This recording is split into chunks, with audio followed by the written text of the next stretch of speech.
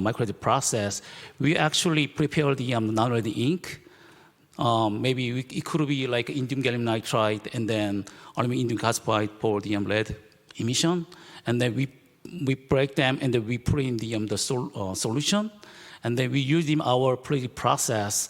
And then I'm going to actually discuss our key result on the later on this presentation. We can integrate the non-LED on the very high PPI, almost comparable to the wafer bonding process, like up to 5,000 PPI. And then one of the nice advantage of our electrolytic process is that accuracy is almost 1.1 micrometers and XY direction, so which is almost comparable to the top-down photographic process.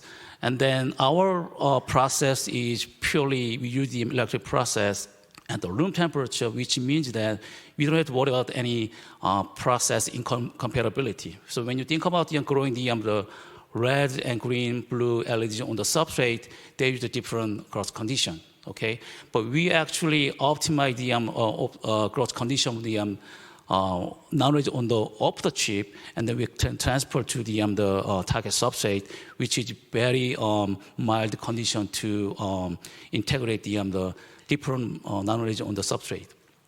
Then and also we can assemble the blue LEDs and then combine with the quantum dots for the full color display.